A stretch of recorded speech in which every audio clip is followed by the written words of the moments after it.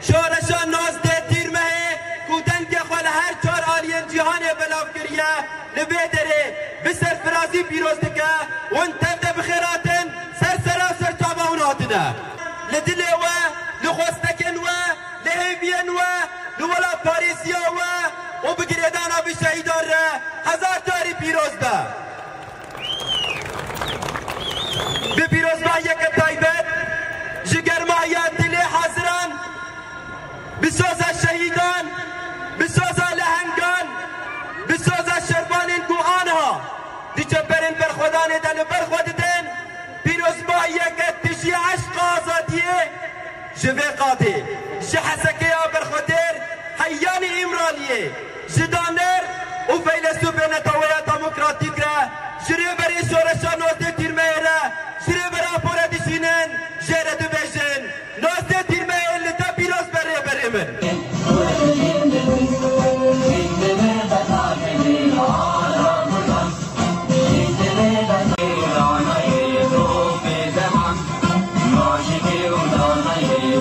عما حصل في سوريا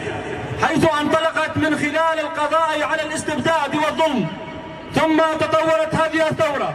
لتكون ثورة مجتمعية ديمقراطية لكل السوريين ومن كل المكونات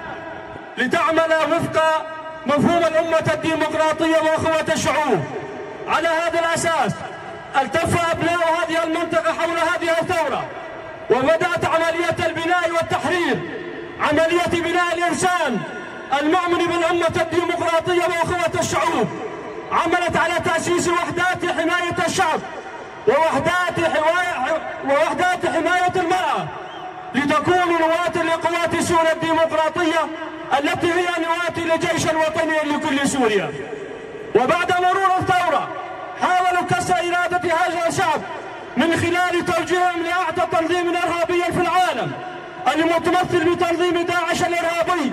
وكانت كوباني قلعة الصمود والتصدي لهذا التنظيم الإرهابي وكسر شوكته من الوهلة الأولى. هذه الإنجازات تحققت بفضل دماء شهدائنا الطاهرة التي روت هذه الأرض واستمرار لنضال بدأ منذ 50 عاما ومتابعة مسيرة نضال الشهيد عقيد وحتى الآن. كما ونبارك لعوائل الشهداء ولجميع النساء وشعوب شمال شرق سوريا نجاح ثورتنا وتحقيق إنجازاتها. أهم إنجازات هذه الثورة إنها ثورة المرأة التي كسرت حاجز الخوف وخاضت المعارك ووقفت بوجه تنظيم داعش